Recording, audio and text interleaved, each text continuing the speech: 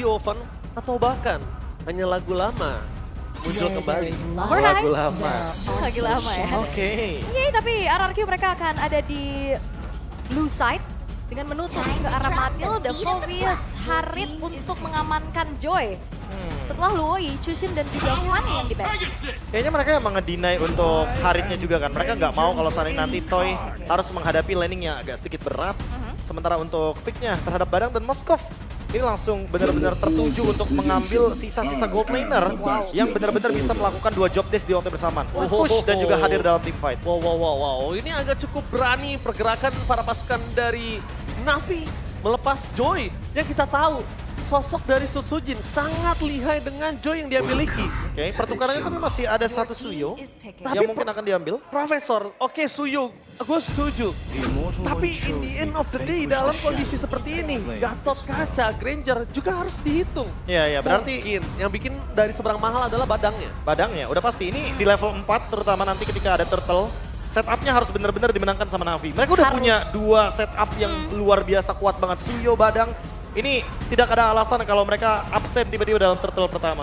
Objektif ya. Objektif harus Tapi didapatkan. RRQ mereka udah langsung dengan fase yang cepet banget juga. Gatot Kaca yang diambil yang setidaknya ini bisa mengganggu setup yang dilakukan sama Navi, Prof. Iya, Gatot udah pasti flex. Dia juga di area river lumayan menguasai.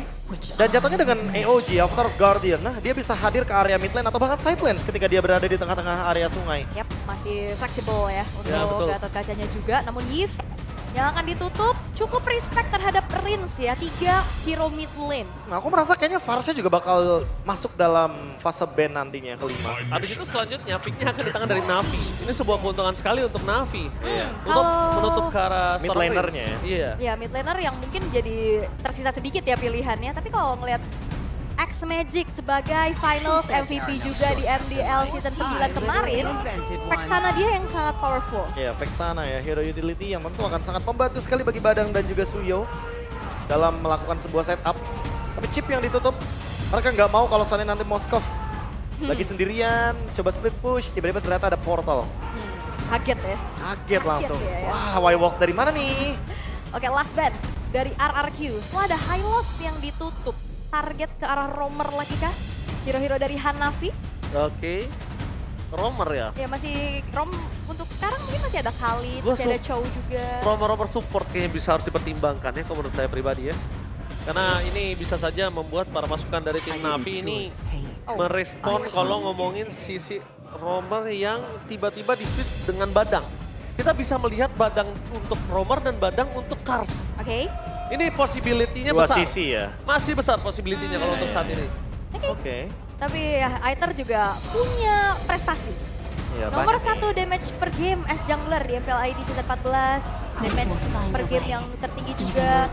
Total gamenya 20 kali. Tapi unique pick heroes-nya nih masih 6. Berarti masih belum terlalu banyak ya. Oke, mungkin mulai ditingkatkan sedikit dengan ada Suyo juga dan Vexana. Itu dia. Untuk X Magic, jadi Hanafinya bakal mungkin mendapatkan flexible aspect dan Varsha. Seperti yang aku mention sebelumnya, dan Cici. Ini jatuhnya untuk ngedeny kalau seandainya Lucas mau diambil sama Navi. Iya betul sekali. Oke. Karena kalau Lukas diambil ini tandanya Badang akan dirotasi. Dan kali ini mereka harus mikirin apakah Badangnya jadi kita rotasi. Atau tadi seperti apa yang dibilang sama Prof. Fab, Yes, ada Kars jago edit. ada Kars jago edit. Ya why not, untuk game pembuka, Oke. Hero Power nggak ada salahnya kok. Iya, debut. Why not?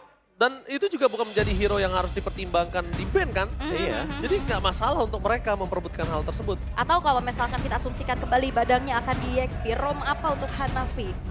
Kalau Rob untuk Hanafi kayaknya harus hero yang bisa nangkep Joy juga sih. Mungkin Tigreal, Oke. Tigreal, Suyo, Vexana. Ini bisa menciptakan sebuah momentum yang indah seperti untuk objektif. Ya, dan Suyo ini juga appearance-nya lumayan banyak ya, 15 kali pick dengan 53% win rate dan Chow. Wow, Romer. Stopper. Ya everlasting meta ya. Romer, ini gila. Chow. Tapi Chow ya, Aha. mau di meta apapun, mau di pilar apapun, dari gua masuk di MPL Indonesia sebagai caster di season 1, bahkan season 0, pas qualifier, Chow sampai sekarang selalu hadir. Dan bisa di mana-mana Dan lagi. bisa di mana-mana, EXP, Gold, Jungler. Romer, Jungler, Super bisa. Oke kalau gitu saya ajukan, mid lane. saya ajukan season depan skin MPL-nya Chow. Oke, boleh. Gue setuju, Ya, gue setuju. kepake terus soalnya. Kalau perlu season M series apa tahun ini Chow? Wow. Kan kita udah Sebelumnya- menghapuskan marksman ya. Ya kan, soalnya Marksman udah nggak ada lagi kemungkinan. Iya makanya. Ya kan, kemarin udah untung dapet sih gue. Ah. Cloud. Oke. Tapi kita akan lihat eksekusinya akan seperti apa nih. Para Youngblood, Youngblood. Na'Vi, penantang baru, mampukah mereka mengkudeta dari segala raja? Oke, dan bukan hanya Toy saja yang harus membuktikan, tapi Na'Vi juga. So, mari kita sambut, let's go to the lane of down. Alright, terlihat Land of Down. Matchup antara Joy dan Suyo yang seringkali juga udah kita lihat ya, bahkan di scene kompetitif terakhir kali juga. Dan seharusnya seperti apa yang tadi Prof KB bilang, untuk segi kontrol objektifnya harusnya Na'Vi lebih unggul. Seharusnya. Seharusnya secara komposisi. Secara komposisi, mereka punya Chow. Ini udah bisa ngebukain map dengan mudah banget. Oke. Dan memang permasalahan mungkin yang nanti akan dihadapi Na'Vi ketika mid game adalah poke damage yang begitu konsisten dari RRQ. Mereka punya Farsha, mereka punya Granger. Apalagi dengan emblem fighters yang dibawakan akan menambah sustainability lagi. Oke, Prince. tapi nampaknya Riz bakal coba dihajar first blow, so no win. X-Magic berhasil mendapatkan satu poin kill yang sangat mahal dari Riz. Kenapa gue bilang sangat mahal? Karena dia adalah mid laner. Dan kondisi early power dari Riz itu juga menimbulkan efek first blood loh, jangan lupakan hal tersebut. Ini clear cepet, rotasi cepet yang dipegang sama Na'Vi sekarang walaupun memang unggulnya masih nggak terlalu banyak ya. Oke. Kendali bush yang sangat-sangat manis dari Hanavi ya sebenarnya. Jadi itu membuka juga agar Na'Vi bisa buka satu poin kill yang sangat-sangat manis sekali. Dan bahkan pressure ke arah Toy. Wow, tapi tentunya bukan hanya Toy yang memberikan pressure, tapi Sujin di depan sana, di sana belakang mendapatkan padang, memperhatikan pergerakan dari sangat Sujin, Almas take down Razor. Gagal untuk mendapatkan satu poin kill. Terus coba untuk mendapatkan satu poin kill, tapi nampaknya kali ini momennya Enter sedikit kebingungan. Terlalu banyak jarak yang harus didapatkan, sedangkan Rincia kembali lagi menjadi target utama dari seorang Hanafi. Meanwhile, 2 poin kill didapatkan dari Naviel. Wah ini targeting yang dilakukan sama Hanafi juga udah siapa aja yang di depan dimakan. Cuman ada satu Purify aja yang dibawa sama RRQ, Prof. Ya, dan jangan lupa juga sih, tadi kan teman-teman dari RRQ coba buat invade jungle. Dan itu di bawah menit kedua, jadi otomatis damage yang diberikan sama member Na'Vi pasti bakal lebih menyakitkan. Apalagi di dalam area jungle dari Na'Vi-nya. Dan setup seperti yang tadi kita mention, sekarang Suyonya, Hater. Dia ada di orange buff. Menandakan kalau misalkan berarti RRQ malah dapetin keuntungan karena akan memberikan Setsujin level kelimanya. Oke, informasi dapatkan One Situation CV versus Toy. Sekeras mau tapi kali ini sedikit tadi dikeluarkan secara CV.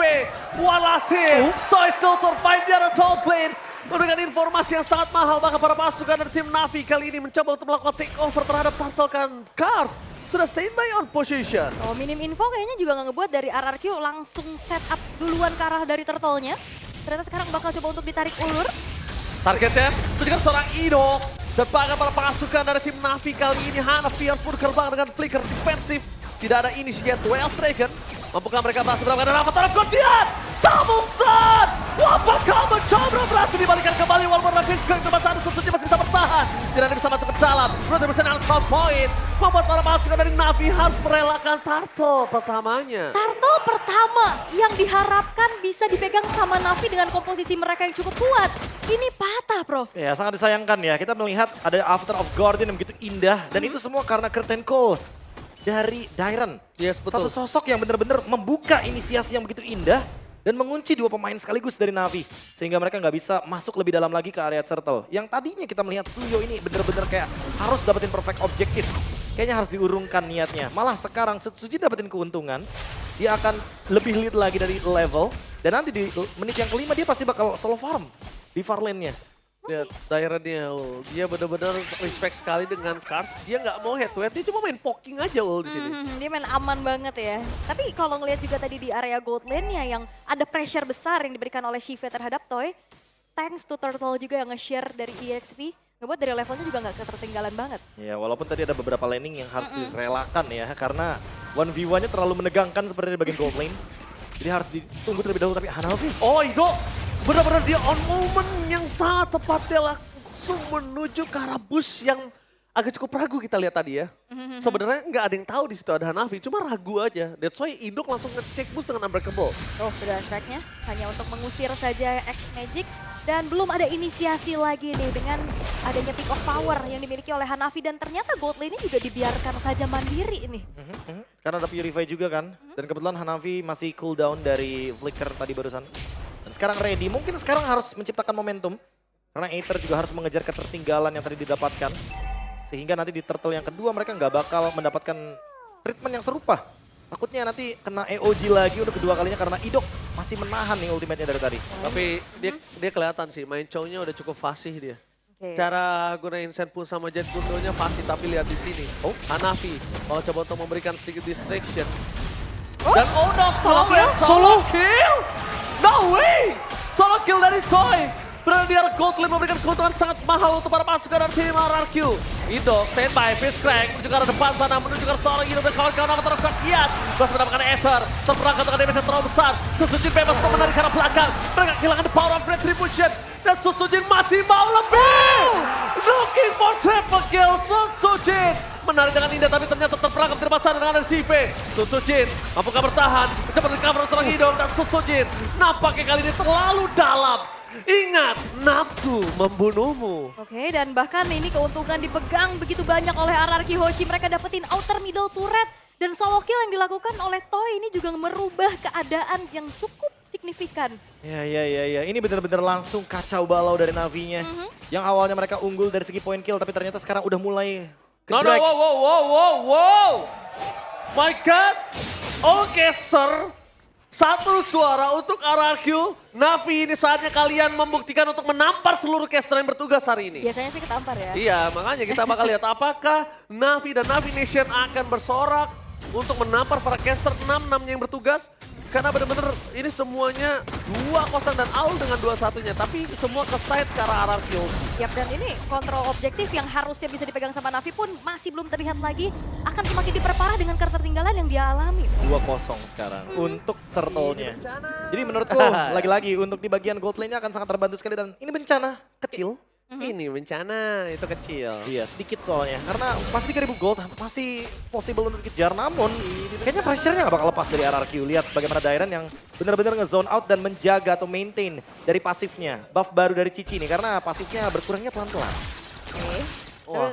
Ini sejauh ini udah mulai dikuasain dari visionnya, dari setup untuk bisa bahkan ke area jungle-jungle yang dimiliki sama Aether juga ini terpaksa harus direlakan terus-terusan nih. Ini itu dia pertanyaan aku ketika mereka berani untuk ngepas Joy itu kan menjadi pertanyaan tanda tanya besar menurut saya pribadi ya, jujur. Agak cukup berat loh membuka Joy untuk seorang Susujin dengan kondisi mereka tahu Joy kali ini masih belum ada perubahan yang signifikan untuk di nerf. Dan Susujin power dengan hal tersebut. Ya dan walaupun pertukarannya dengan adanya Suyo ya. Tapi early play-nya nggak berjalan dengan maksimal sih.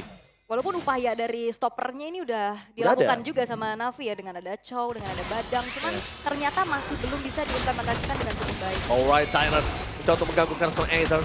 Menuju ke arah belakang Hanafi mencoba untuk mengekar 1 point kill. Tapi nampaknya mereka mengurungkan niat. Informasi yang didapatkan dengan Retribution ini juga nggak sebanding dengan adanya objektif yang masih cukup lama.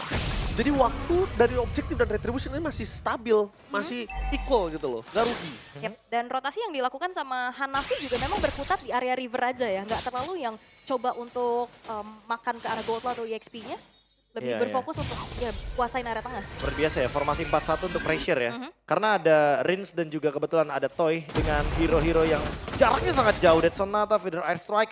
Keduanya tentu bisa memberikan poke damage yang sangat-sangat luar biasa. Apalagi kalau misalkan untuk ngomongin sekarang nih. Susujin hampir selesai dengan Holy Crystal. Dia udah ready banget untuk teamfight 5. Sementara dengan adanya Sky Pierce yang dimiliki sama Toy tadi, ini juga akan menambah daya dobrak dari RRQ untuk bisa melakukan eksekusi. Iya. Ditambah lagi itu juga bukan dia damage dealer utama, dia tuh Sky Fisher-nya ini, dia akan sangat membantu ketika banyak banget damage yang dikeluarkan oleh Susujin dan juga Dairen itu tidak tereksekusi, Prof. Iya, dan Jadi jangan dia lupa. sebenarnya bukan ujung tombak banget dengan Sky Fisher ini. Iya, karena pilihan dari emblem awalnya aja Fighters. Yes, Dia betul. ingin bertahan hidup dan bisa mendeliver damage sebanyak mungkin. Iya benar, survive ya. Mode Survive survive pokoknya. aja Iya, ya. Iya. survival mode. Oke, dan juga turtle yang ketiga memang tidak dimunculkan. Langsung dirubah menjadi Lord yang langsung pula didapatkan dan spawn di arah top lane milik dari RRQ Hoshi. Temponya memang pelan-pelan, tapi ini cukup mematikan loh. Nah itu dia, kayak pressure without killing kan. Itu bener-bener kejam banget karena tiba-tiba buff hilang, turret hilang, dan pressure-nya nggak berhenti. Dairen bener-bener nge-zone out, memberikan informasi agar tinggal datang aja Susujinya. Oke, Dan kali ini Navi mereka harus melakukan defense terlebih dahulu karena RRQ juga sedang mengontrol nih. Slow push, walaupun memang masih Lord yang pertama. Tapi Masih. kalau bicara tentang high ground apakah cukup kuat untuk Navi? Ya kalau ngomongin high ground masih ada Moskov sih dari Shive. Oke. Mungkin itu bakal jadi jawaban. Tapi let's see, apakah nanti Shive tidak akan mendapatkan ya gangguan serupa ya. Karena dari tadi Sujin datang tiba-tiba udah 3 stack, tinggal nyanyi dia dengan Electrify Kids. Yes, dan juga kayak Navi mereka punya PR untuk bisa menjangkau lini belakang ya. Yes. Kayak main front to back kayaknya agak susah. Agak susah emang. Dia harus main front to back. Dan harus nunggu juga ini untuk Shive jadi Trinity dulu. Masih banyak banget syarat untuk comeback dari Navi. Masalahnya di menit yang ke-10 mereka sudah hampir saja kehilangan satu batuan faktor Kertian. Berhasil menangkap satu Aether. Dan lagi bisa diselamatkan dan bahkan di depan sana duel saya juga seorang Idok tidak bisa di-follow dengan damage. Masih terlalu keras fokus karena base-nya. Mereka nggak peduli apapun yang terjadi. Di depan sana para pasukan dari tim RRQ mereka sadar tidak mau terlalu terburu-buru. Mereka lebih pengen merontokin semua base turret yang hadir. Nah ini pelan-pelan ya, tapi ini bakal ngasih pressure terus juga.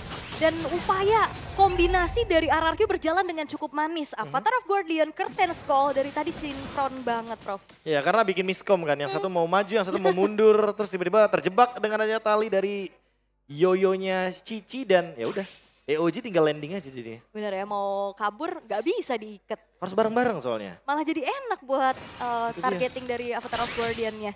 Dan sekarang Navi mereka masih mencari jawaban untuk bisa melakukan defensif terlebih dahulu karena adanya lane jauh juga nih yang jadi PR walaupun ada Moskov. Setuju sih. Oke, lihat Moskovnya di poking. Wah. Lihat Hatta dan Tosar. Ether, what are you doing? What are you doing, Ether? Dia tahu kalau dia masuk sekali nggak akan bisa keluar dan seluruh pemain RRQ di depan sana. Wah, itu keputusan yang menurut aku nggak bijak sih. Itu nggak bijak sekali, Profesor. Semua dealing damage masuk ke tubuh Suyo. Ya karena dia udah harus tahu itu akan terjadi loh, Prof. Ya, harus lebih hati-hati juga kan. Ini udah ada 3 kill loh dari Toy. Sky Pierce-nya udah sangat siap dan tetesannya.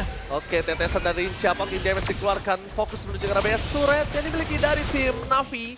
Nampaknya masih berdiri kokoh gagah menantang di depan sana tanpa harus bisa ditumbangkan. Mungkin next wave bisa mereka dapatkan. Atau mungkin trigger terhadap Lord. Ya ini nggak mau greedy juga ya, RRQ lagi nunggu ngereset dulu biar menjadi Enhanced Lord di menit yang ke-12 karena ngelihat dari lane jauh yang udah mulai harusnya kelihatan nih dikontrol sama Shive, ya udah komit aja langsung menuju ke arah Lordnya. Iya. Dan ini bener-bener kayak udah tahu juga kan kalau bakal dapetin free terhadap Lordnya. Malah diganggu, lihat di bagian top lane. Shive, halo. Oh my god, informasi didapatkan Idok akan membuat CV. Kali ini sekerat one by one situation. Bakal coba dijemput. Para pasukan dari tim Navi. Mereka mencoba untuk menjemput tapi jangan lupakan. Satu bom Vader Restrict dan Avatar Guardian. Menutup jalan para pasukan dari tim Navi untuk mundur. Curtain Call berhasil mengunci dua pemain di arah belakang sana. Dan bakal mereka kehilangan seorang Hanafi sebagai seorang roamer. Sky Pisser menghukum Hanafi di depan base-nya sendiri. Mencoba untuk backup justru malah terperangkap, itu yang dilakukan oleh Navi. Merelakan Shive tumbang mungkin harusnya nggak masalah. Tapi justru akan ada satu nyawa tambahan itu Hanafi dan RRQ. Mereka akan menabrak high ground dari Navi hanya menyisakan 3 pemain saja. Kalau ini udah ini bencana. Di depan sana para pasukan dari tim Navi mencoba untuk diporak-porandakan kehilangan seorang Padang dan juga Aether. Ini menjadi game yang sangat one-sided dan RRQ Hoshi take the game one. RRQ Hoshi membuka game pertama mereka dengan cukup baik.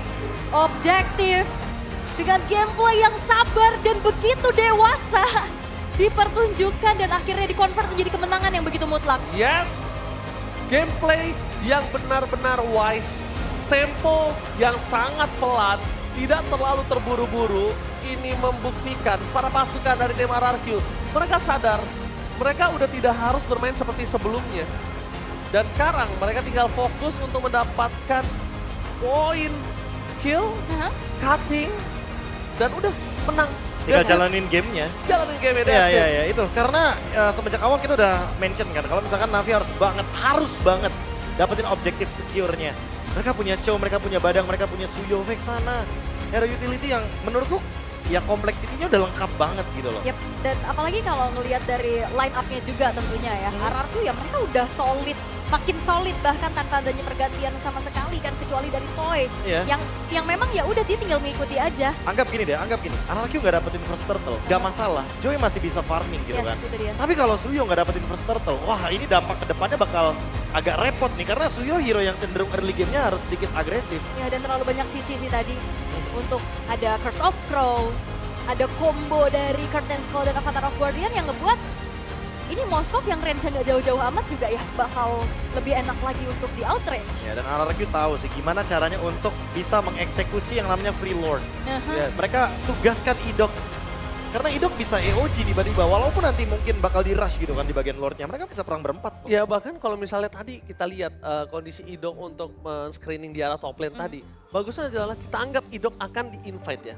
Dia masih punya EOG untuk skill escape. Yep. Ya. Jadi semua source skillnya ketika Lordnya muncul, itu nggak akan bisa ngedefense best turret dari Na'Vi. Dan seenggaknya let's say ada 30 detik lah untuk bisa setup dan regen dulu kan recall sebentar. Ya nggak ada masalah sebenarnya. Apalagi tadi sampai force revitalize. Ya itu maksa ke depan sana itu menurut gua adalah salah satu hal. Tapi pertanyaan aku, ini dua kondisi yang sudah terjadi di depan mata dan seharusnya tidak mereka lakukan. Terlalu split push kejauhan dari CV. Ya. Kedua, termasuk dengan kondisi dia tahu di depan sana ada 20.500. Wah. Banyak Lagi banget ya. Meet and greet. Masalahnya itu Shock udah ya? semua di situ. Iya benar. Dia masuk ke dalam, dia tahu dia nggak akan bisa keluar lagi. Mungkin kayaknya dia nggak expect kali pas tadi Sutsujin datang kan dia udah aku mention kan dia hampir nih jadi Holy Crystal. Pas udah jadi dia udah mau cari poin. Bener. Pasti. Banyaknya stopper juga kan ngebuat Iya. dari Sutujin ya bisa maju, bisa mundur. Kalau misal di situ Dari nggak eternya. kelihatan 3 atau 2 orang nggak masalah, Ul. Aku setuju dengan statement tidak menyangka akan terjadi. Oke. Aku setuju. Iya, Tapi masalahnya fisiknya udah kelihatan di udah situ. kelihatan. Udah ada yang nembak-nembak Ya, tadi kasarnya. Grangernya kan. Kasarnya kalian gak usah mendekat juga mereka udah akan ngelakuin poking supaya kalian mundur dapetin base-nya. Itu logikanya. Bener gak saya? Iya, iya, iya. Tapi Walaupun kita tahu lah Suyo dia punya damage reduction ketika mode immortal tapi itu nggak ngejawab. Karena lagi lose condition kan anyway. Yes, betul. Dan itu oke kita akan lihat highlight ya Profesor dan juga Aus silahkan. Oh ini dari awal sih sebenarnya ya.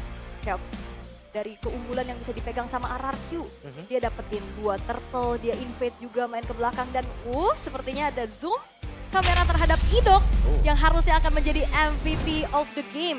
Karena targeting dia dan upaya tadi yang terakhir Upaya akhirnya tadi sih, ya. ngebuat akhirnya jadi end game. Keputusan untuk free lordnya itu kan. Mereka udah tahu nih, oh gapnya 8.000 gold. Kalau Na'Vi masuk, ya udah mereka tinggal respon, ayo sini perang gitu kan. Tapi ya kalau misalkan Na'Vi-nya nggak mau masuk ya udah pasti Idoknya bakal bebas untuk bermain di area sungai atas. Karena kebetulan lordnya lagi di bawah dan dia emang paling masuk akal kalau emang main free lord itu main 4-1. Walaupun ya kita di awal udah sempat mention invade jungle, first bloodnya Rims itu kayak jadi sebuah alasan dan secerca harapan kalau Na'Vi tuh pengen dapetin early advantage. Cuma kayak tiba-tiba lepas. Dan ini solo killnya nih yang sempet mungkin gak tertangkap kamera. Iya, karena memang secara range juga Granger unggul. Dan di sini upaya untuk target ke arah Dairon ternyata bukan target yang optimal nih. Bukan. Karena emang lagi-lagi Dairon di sini hanya menjadi first man yang nanti bakal di follow up. Ada tiba-tiba Rins di belakangnya, ada Sutsujin juga. Dan selalu lah, dia kayak minimal udah dapetin 2-3 dash. Jadi ya dia tinggal bernyanyi dengan electrifying beats. Dia udah bisa memberikan damage yang sangat eksplosif. Dan ini juga contoh combo lagi dengan Curtain Call dan juga Avatar of Guardian. Jadi udah pasti nggak bakal bisa escape. Dan ini juga nih yang tadi sempat dimention sama Ranger Mas. Pas Aethernya tiba-tiba dash in. Padahal itu adalah satu-satunya kunci jawaban untuk dia out juga kebetulan. Karena Suyo kan ya hold dan tap-nya beda nih. Beda. Kalau holdnya dia ofensif, tap-nya dia pas defensif banget. Ya, dan ini momen terakhir juga yang Curtain Skull-nya connect. Dan ini Vidora Ice Track sering banget ngeganggu, ngezoning out. Sampai akhirnya ya misalkan X-Magic sendirian juga nggak bisa ngapa-ngapain lagi. Ya, aku setuju. Oke, kita bakal langsung lihat juga item build-nya di mana ini sangat jauh banget berbalik belakang condong dari segi gold-nya.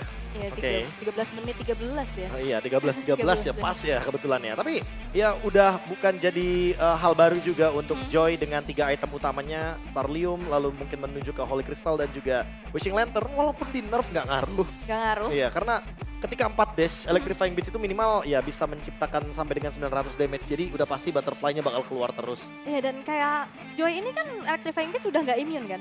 Dan 5 hero dari Na'Vi ini semuanya punya sisi dan itu nggak menghentikan dari Joy-nya Sutsujin. Ya mungkin untuk sekarang lebih ke slow effect doang dan nggak berpengaruh banyak. Tapi ya lebih ke Sutsujinnya tahu timing kapan dia masuk sih. Kayak tadi tiba-tiba dia udah 3 stack ketemu Aethernya tiba-tiba masuk ke dalam ya udah selesai Wah. Aethernya sendirian. Dan ini objektif yang semua dipegang ya, bahkan dari Oh, turret ya. pun belum ada yang hancur loh dari RRQ. Even dengan Moskov loh. Dan fun fact-nya ini poin kill-nya semua juga jadi 13 kalau dijumlah. 9 Wow. tambah 4. Wow. Oke. Oke, cukup menarik. Semuanya tentang angka 13, tapi emang kalau kita ngomongin soal damage deal, balik lagi ya. Tadi udah sempat kita mention sebelumnya bahwa ada satu buah Sky Pierce yang jadi jawaban. Yes. Dan karena memang kombinasinya bareng sama Rin, sudah pasti damage deal yang dihasilkan sama Toy itu tinggi banget nanti. Dan kelihatan banget ya, poke terus-terusan Poke juga yang terus dilakukan. pokoknya. Walaupun memang nggak instan tumbang. Tapi ya dengan komposisi yang dibawa sama RRQ juga ini membuat dari Navi juga kebingungan nih. Gimana caranya untuk menjangkau lini belakang. Sedangkan depan mereka aja udah keacak-acak sama skating powernya Dairon dan juga Idok. Ya, mereka udah bener-bener yang kayak kita mention sebelumnya. Mereka lepas dengan adanya Skylar Sentry. Sekarang mereka membawakan Toy. Jadi lebih bisa bermain 5-5-nya. Dan anggap carry-nya tadi di Sujin.